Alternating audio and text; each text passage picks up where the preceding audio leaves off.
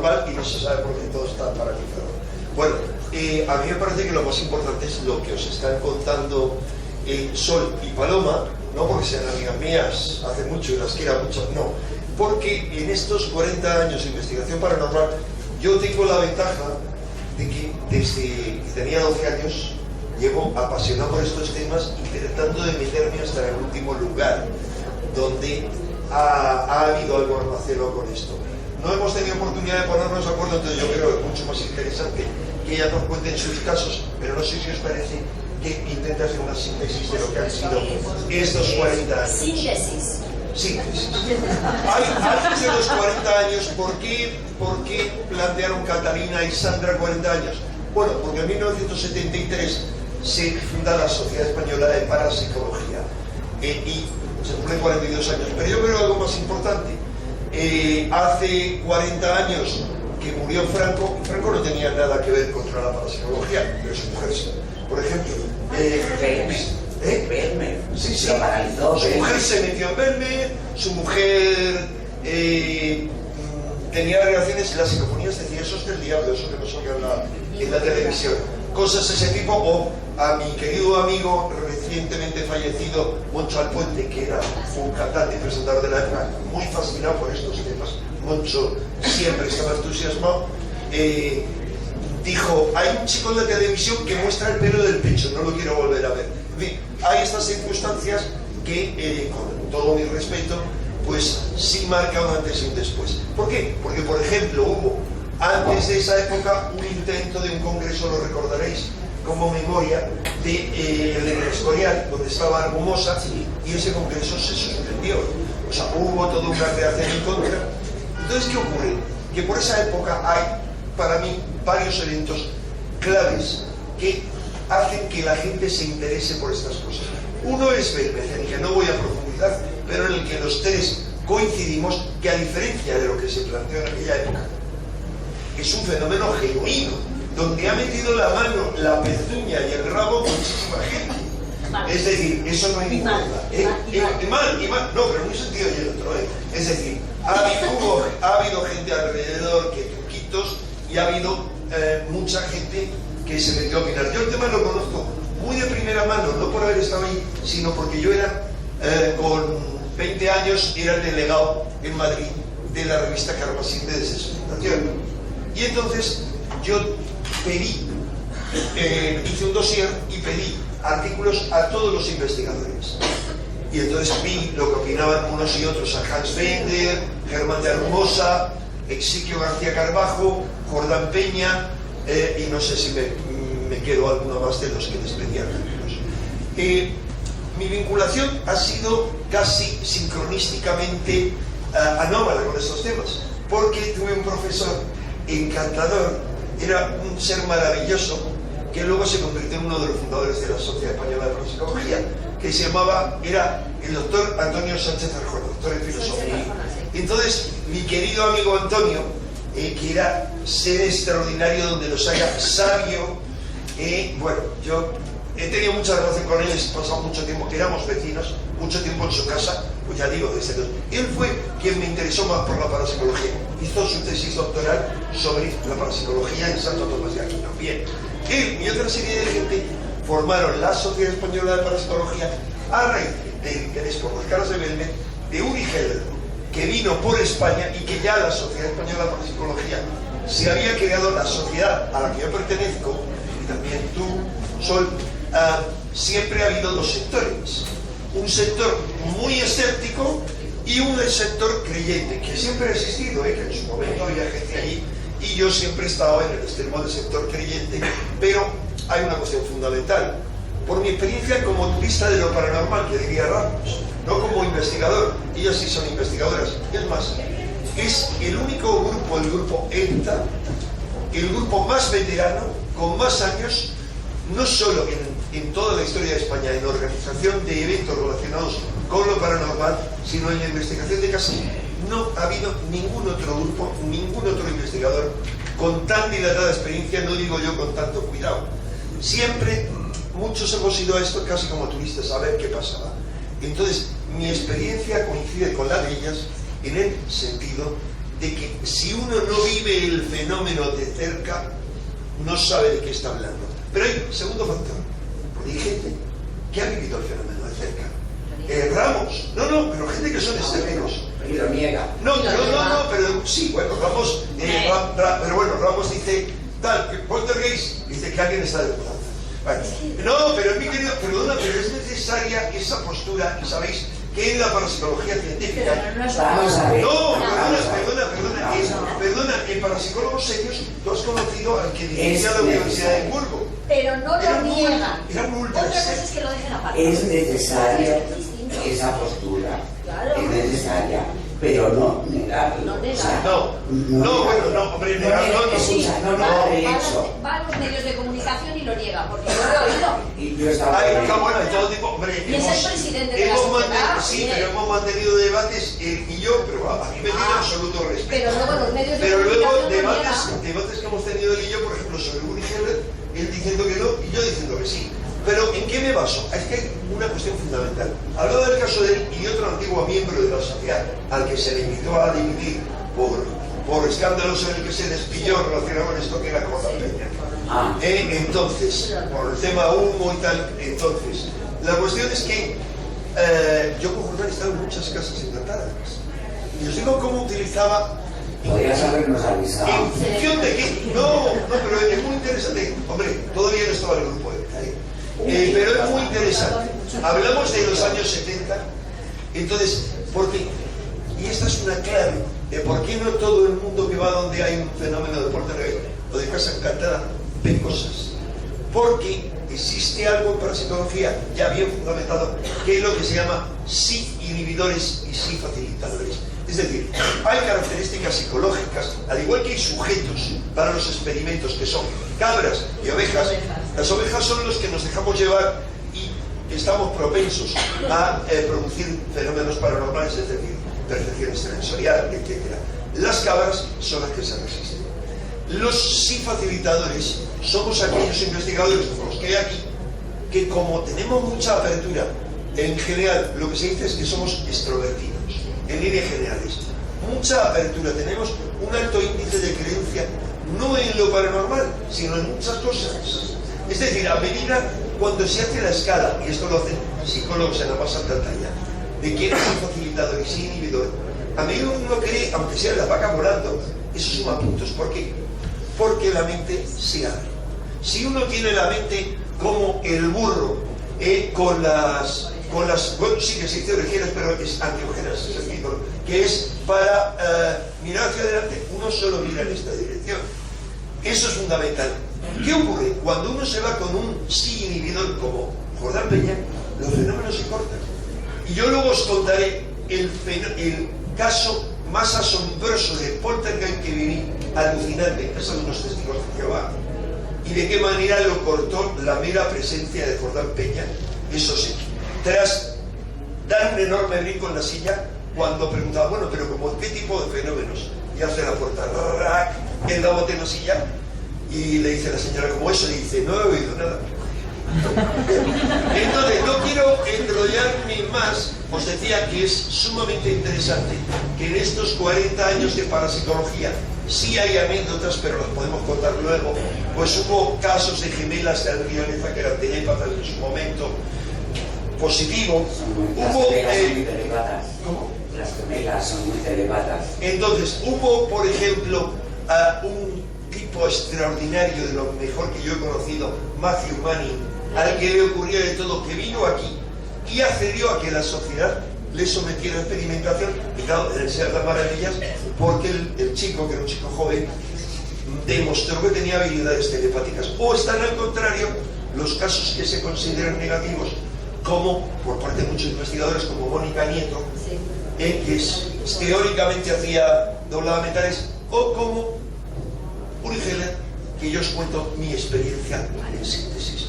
He visto a Uri Geller 2 veces. ¿Por qué no tengo ninguna duda, además de que he estudiado muy a fondo toda su biografía, ninguna duda de que produce fenómenos paranormales, al tiempo que hace trucos porque se ganaba la vida?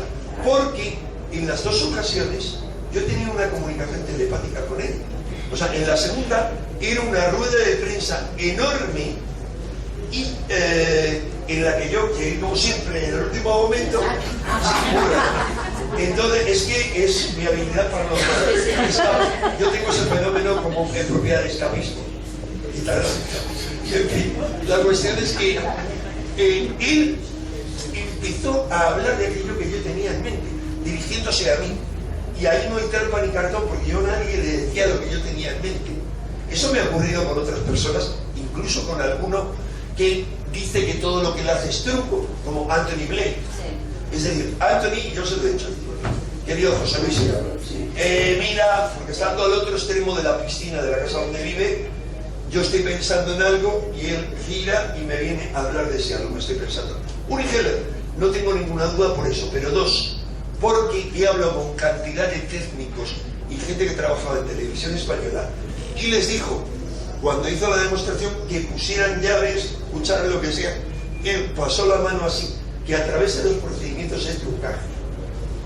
Es fácil, pero tienes que coger una a una, y algunos no pudieron entrar en su coche o en su casa, porque el que le trajo, que era Íñigo, nos contó que era algo raro también. Hombre, ahí había un posible truco que lo saben los prestidigitadores. En otros no, porque yo lo he hablado. José María Íñigo, ¿no? Y es.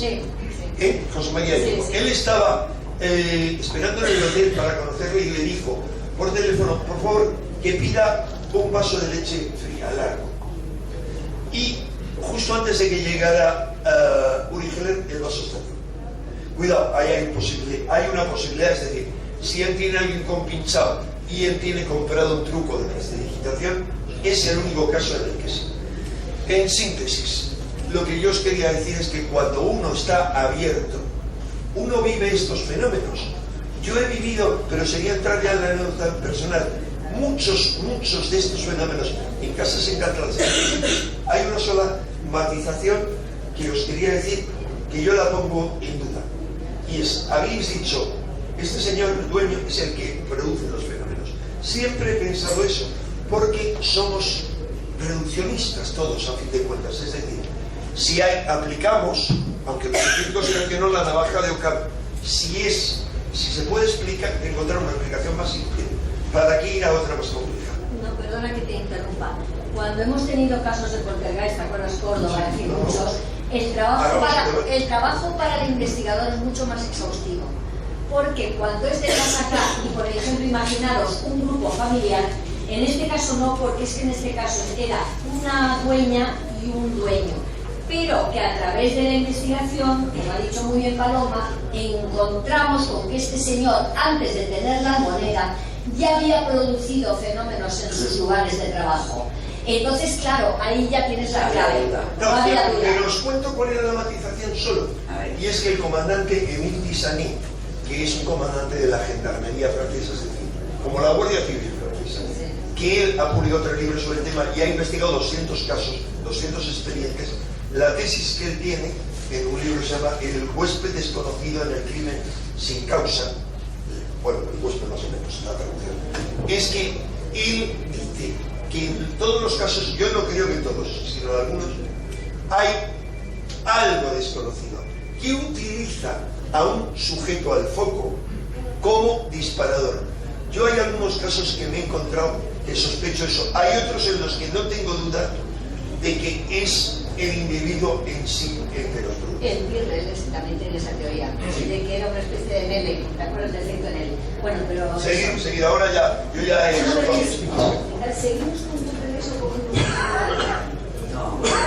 ruinas, castillo, un cementerio, etc. Es un lugar, y no. Pero no, si son encantadores. No son encantadores, pero es una falta de respeto. No, yo lo digo con cariño. Pero es que lo mismo los dos, ese está asomado en la ventana, está ahí. Vamos a ver, yo que no veo nada, nos quedamos siempre de piedra. Pero luego la historia, el resto de la investigación concuerda lo que ellos han visto. Os lo digo esto por curiosidad. ¿Cuál cogemos? ¿Alquimistas, campamentos o las políticas? Porque hemos traído 3 para variar. Los 3, vale. Pero primero quiero decir algo. Se distingue muy bien lo que es una impregnación de lo que es una presencia viva. O sea, lo distingues tú como gran psíquica. Pero ¿sabes por qué? Pero te explico por qué. En la impregnación, los actores de la escena no se comunican conmigo.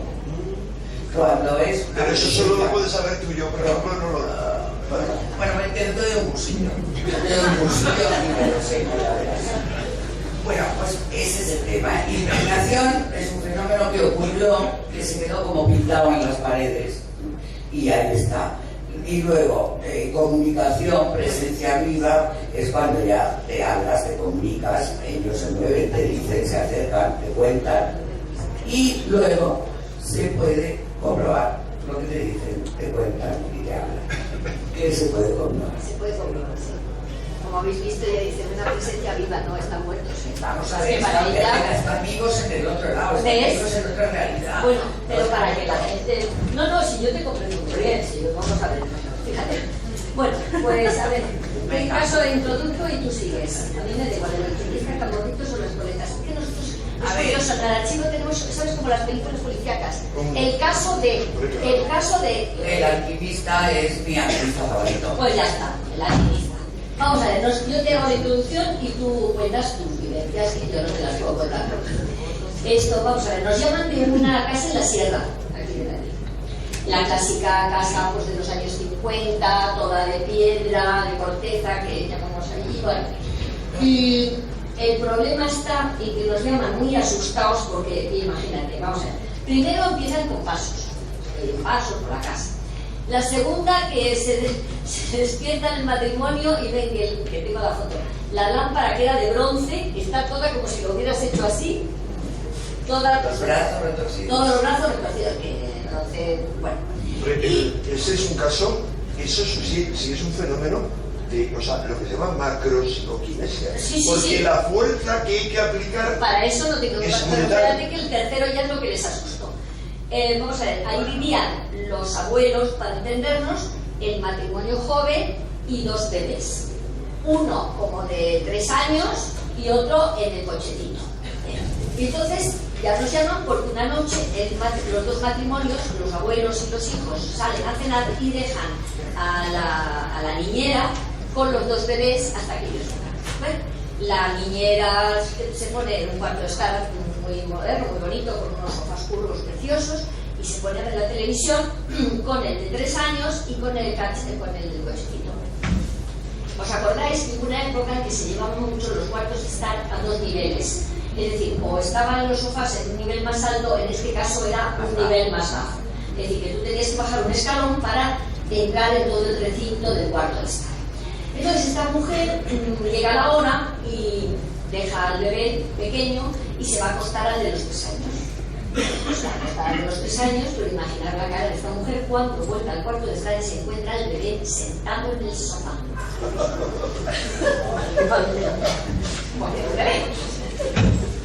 Bueno, pues entonces, claro, se queda aterrada, empieza a mirar y ¿sabéis lo que comprueba?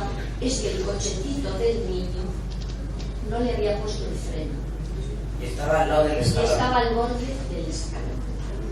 Pero también eso influyó en ella para seguir más aterrada todavía, porque claro, dijo, bueno, esto, y el bebé sentado, un bebé que me andaba ni nada. Cuando vienen los abuelos y los padres de los bebés, esta estaba en pleno delirio, claro. Miren ustedes lo que... Bueno, esto es lo que desencadena que nos llamen.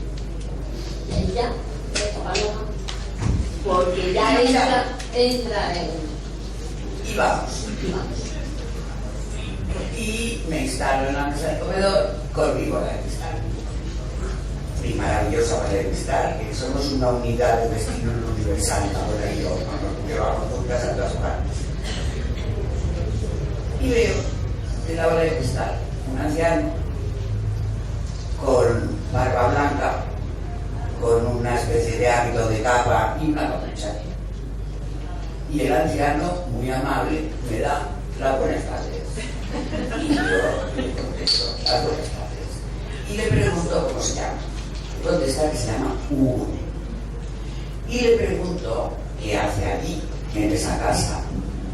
Y me dice que no, que él está en un pequeño atanor cerca de la casa que le han construido para que haga su trabajo alquímico, el señor de la casa. El señor de la casa, que era un juez, me parece, ¿no? Sí. Bueno, alguien de leyes, servidor del rey, que lo tiene ahí por orden del rey para que él termine su trabajo alquímico. ¿Y te dijo qué rey era? ¿O qué época era? No, Era siglo XVII, ¿no? me dijo el año, no es el rey, pero ¿Qué año? no me acuerdo ya, pero era siglo Lo tengo que tener yo en el pero escucha, no era Felipe II, era ya Felipe III. Sí, pero bueno, aún sigue habiendo interés. Pero sí. Y entonces, que bueno, que el rey se me ha comentado para que el Lugo siga haciendo su trabajo alquímico. Todo eso me cuenta que él se ha formado en Oriente, en alquimia, que bueno, pues y que él tiene que continuar su trabajo. Y entonces, claro, le digo, bueno, pero tú sabes que está muerto. Y me dice, sí, pero yo tengo que continuar mi trabajo. Me mataron. Por lo visto, unos señores que querían, porque querían los secretos de mi obra. Querían los secretos de mi obra. Y como no, cuando no se los di, me mataron. Pero yo sigo aquí haciendo mi trabajo alquímico. Y entonces ahora le digo, bueno, ¿te quieres seguir quedando aquí? Pues sí, yo sí. Y bueno, ¿qué ha pasado? ¿Por qué has torcido los brazos de la lámpara? Porque has sido tú. Y le dice, sí, yo claro, porque me molestaba, porque está donde era mi camino desde el Atanor hasta la casa grande que había allí. En el siglo XVII ahí no había un chalet, ahí había una residencia muy grande de un señor que tenía ahí su residencia de campo, digamos, porque esto era fuera de Madrid, y el Atanor estaba fuera, y el camino del Atanor al sitio donde él hablaba con el señor, lo que sea, tenía esa lámpara que no estaba, se la cargó para que lo bajan los brazos sobre los brazos. Y claro, ya le he hecho una roca. Que no podía hacer esas cosas, que no podía, que estos señores no tenían nada que ver. Me pidió disculpas y me dijo pero que él también había salvado al bebé, que él había sido el que se había llevado el bebé al sofá, porque el cochecito se iba a caer, se estaba resbalando. O sea que entonces ya los dueños dijeron que se quede. Hay muchas veces que no lo Lo que nos diga que no va a hacer ninguna de esas cosas de torcernos y que nos va a cuidar. Y él dijo que estaba encantado con esa familia, que no tenía ya nada contra ella, y muy bien, que se quedaba allá y se quedó.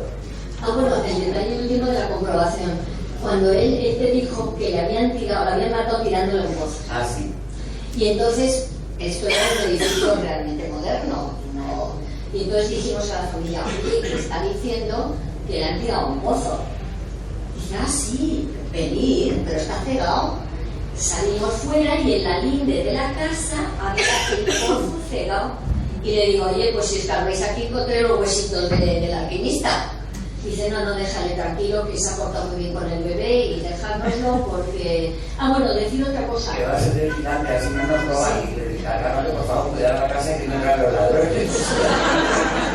Había otro detalle de este caso muy bonito, que es que también nos llamaron, además de lo del bebé, es porque ellos tenían un cuarto de estar con una gran cómoda, con plata, con un poco a la antigua. No, en el cuarto de estar porque sacaron la foto para el seguro, por si acaso le robaban, para sacar la foto de la plata que tenían y no sé qué. Y fíjate por dónde tengo yo la foto en casa, que en el espejo, que es enorme, aparece la figura del alquimista con la barba y esto, y lo del otro vestido como D'Artagnan. Oye, como D'Artagnan. Como un traje de la época de D'Artagnan, con la otra. Y dije, un sombrero. Sombrero con las plumas. Pero vamos, como Pero precioso, en la foto. Y claro, se quedaron, porque ellos no sabían la historia del alquimista y del juez. Claro, es decir, ellos nos llaman después de coger la foto. Bueno, así que. Sí, la tengo en uno de los principios de... Perdón, ¿habéis acabado con el caso? Sí, con este caso. Yo creo que para mí es una pregunta fundamental que le quiero dirigir a Paloma, y es, a mí lo que me ha interesado en casos como estos es ¿qué pasa? ¿Qué es lo que se queda atrapado ahí? La gente cree normalmente que lo que se queda ahí es el espíritu atrapado, Sin embargo, las tradiciones esotéricas, empezando por la egipcia, hablan de que el ser humano tiene varios componentes. Entonces, ¿qué ocurre? Que si se quedara el espíritu, lo humano sería decir, no, los huesos los enterramos y le decimos que se vaya a otro lado. Pero, ¿qué sientes tú o qué crees tú? ¿Qué es lo que se queda atrapado? ¿Qué parte de ese alquimista es la que sigue ahí enrollada haciendo su labor? Pues mira, yo creo que es el espíritu. Sí. Sí. O sea, no hay una trascendencia para ese señor. No, se queda atrapado ahí. La cuestión es, si ese alquimista no se quiere ir todavía, pues se queda ahí, pero cuando se quiera ir, se va. Puede irse cualquier Puede momento. irse. Los que se quedan, vamos a ver, los que se quedan atrapados en ese lugar o lo que sea que se llame interfase, cercano aquí a esta realidad, son personas que no quieren seguir su viaje, quieren seguir subiendo por distintos motivos, o porque tienen algo que comentar, o porque tienen a alguienes a quien enviar, o porque se quieren vengar de alguien, o porque están perdidos. Los niños están perdidos. Hay un motivo por el que están aquí. Por eso, vamos a ver, por eso en las casas encantadas siempre hay como fenómenos de poltergeist, ruidos, cosas que se mueven, llaman la atención para que vaya alguien que les escuche, que les pueda escuchar. Cuando ellos cumplen su cometido, dan el mensaje, piden perdón a quien tengan que pedir, bueno, se van. Y además, yo lo que hago es ayudarles a eso. Incluso hay algunos que son muy pesados, ¿sabes? Pero muy pesaditos, porque no les da la gana de irse.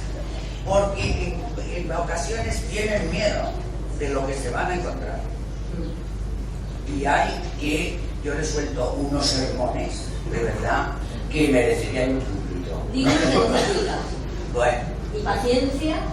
Bueno. Y ya les convenzo, y entonces también ocurre que llamo a alguien que venga a acompañarles. Ese alguien puede ser un ser querido suyo que él me haya dicho que está ya ahí, entonces se le llama, acude y lo acompaña.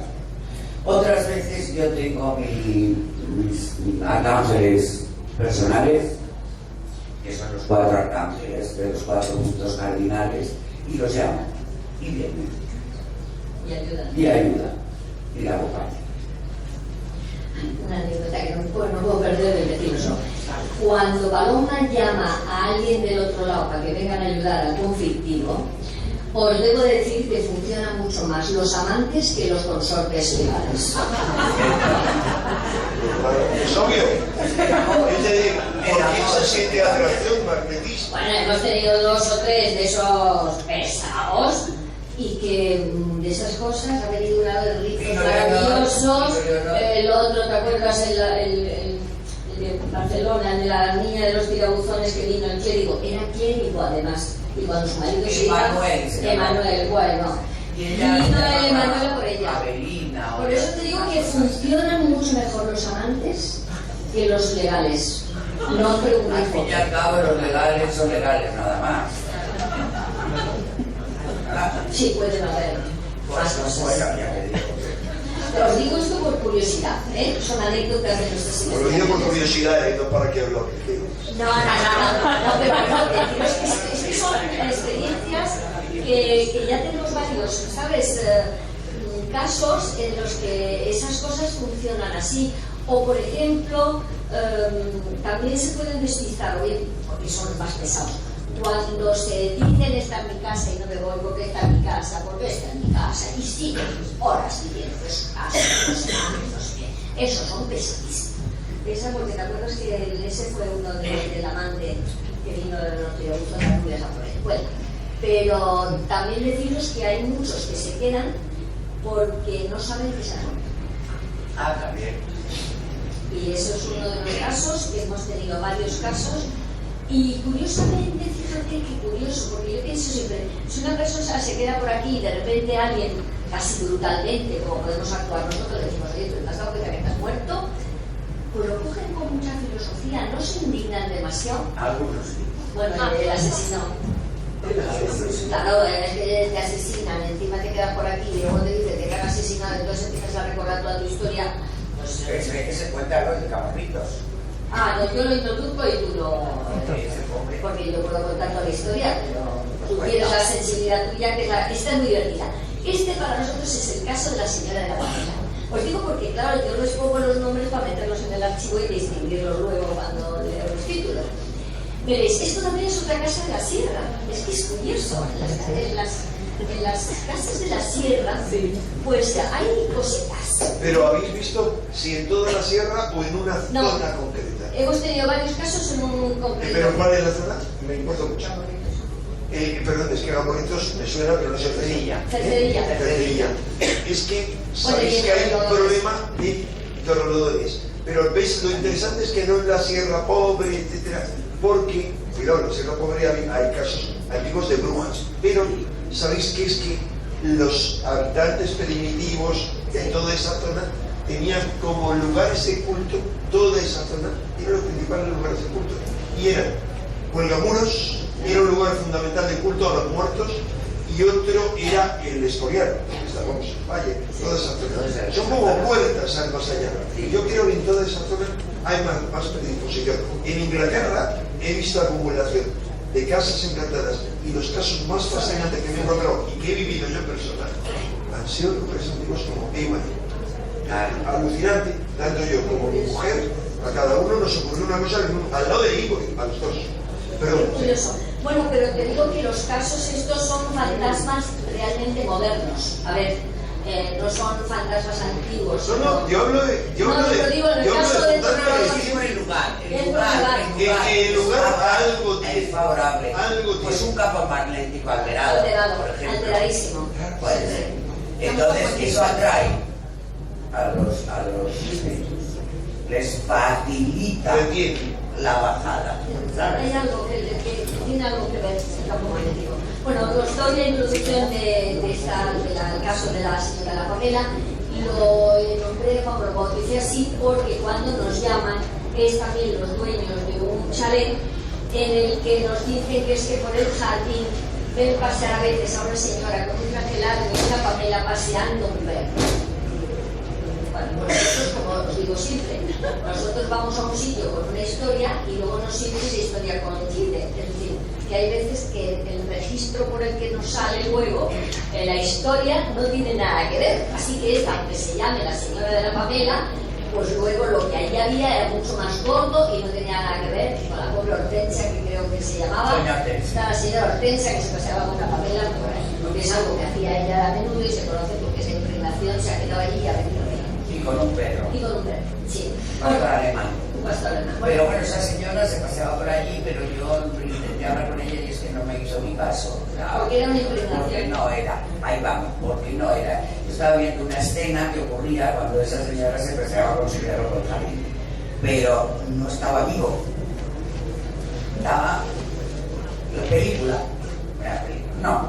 Pero en este caso apareció, bueno, en la casa lo llamaron porque había golpes, por lo de siempre.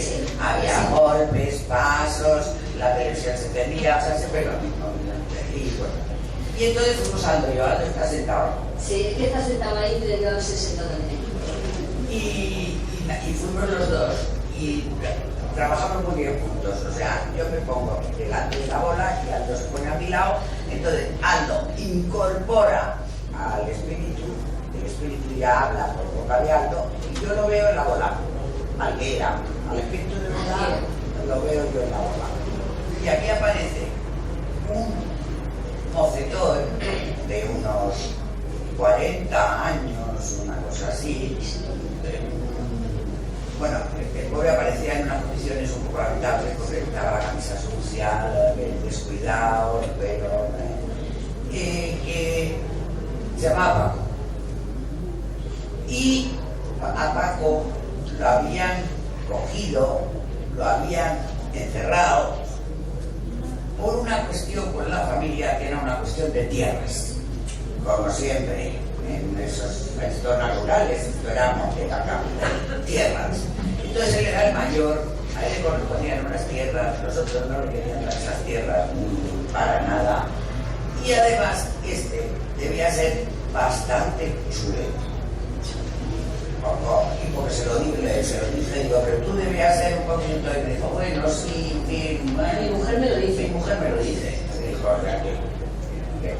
Y además había ahí otro tema escondido en esta historia, que era un tema de ideologías. Este era rojo, los hermanitos eran azules. Y en un momento dado, yo de la conversación con Paco, que además decía, preguntaba, ¿y en qué año estoy? ¿En qué año es ahora? Y le decíamos, 2000, no me acuerdo cuándo fue, 2013, y se ponía como una pantera de Java contra nosotros. Y decía unos cabos, el pobre Ando, que no dice un cabo, que es una cosa, y este es un hijo de ay, cabrón, ay, me mata, y después, ¿qué te hicieron? ¿Qué te hicieron? Y claro, en ese momento yo vi a un hombre vestido de azul oscuro, con un uniforme y con una pistola, y le abre la pistola y hace pum, pum, y se carga al rojo, Al protagonista. a Paco. Y luego lo entierran. Entonces Paco está muerto, está desesperado, porque además su mujer, que la quería mucho, que se llamaba Rosa, siguió viviendo el tiempo, y además la pobre pues lo había pasado mucho y lo había pasado mal, y había muerto en la cama. Ella no, ya muerto en la cama, pero claro, él estaba desolado. Y además, vamos a ver, total y absolutamente enfadado contra los que habían matado, y contra los que se habían quedado con sus tierras, que eran su familia. Ahí era. Y ya, bueno, pues ya dije si se quería ir, se quería ir con su mujer, que tenía que ser el camino. Y entonces el pobre, digo, voy a llamar a tu mujer, todo buenísimo. Pues él dice, voy a llamar a tu mujer para que venga a buscarte, porque ella estará encantada de volver a verte y podrá darte un beso. Y entonces se mira así y me dice, ay, por favor, dame una camisa limpia. Es que esto es surrealista. Y yo le dije, no te preocupes, y te haces un gesto y le dije, toma, ¿te gusta esta? Y le di una camisa. Pero así, no hacía camisa ni nada. Y el otro dice, esta me gusta mucho. Yo Y se pone la camisa. Pero perdona, ¿tú visualizabas la camisa? Veías el color, etcétera, que tú le dabas. Sí, ya lo Claro, porque tú creas, le das una forma mental. Claro, yo creo la forma. Yo visualicé una camisa de rayitas. Y él la ve. Y él la ve. Y entonces me dice, pues me gusta mucho la camisa. Y se la pone. No tiene cuerpo. Pero sin embargo tiene la idea todavía del cuerpo. A ver, tiene un cuerpo sutil, claro, pero bueno, pues nada. Y claro, yo los veo como eran aquí. Yo los veo, supongo que si los pudiera tocar no tocaría nada, pero los veo vestido, que este hombre pues está vestido con unos pantalones bastos, con una camisa sucia, o sea, se veía muy bien la ropa, y en su cara y su pelo, mucho pelo, un bigote, que le dice, oh, sí, que le dice, bueno, ¿qué bigote tal? ¿Qué cuidado tienes? Y se puso así, sí, porque si yo llevo un bigote porque lo llevaba mi padre. Todo eso, o sea, bueno, vino Rosa, caso que vino Rosa, gran escena de amor con Rosa, y se lo llevó. Y en la casa ya no volvió a ocurrir nada, que es lo que demuestra que son ellos lo que los provoca, porque se van ellos y ya no se vuelve a encender el televisor, ya no hay pasos, ya no hay golpes, ya no hay...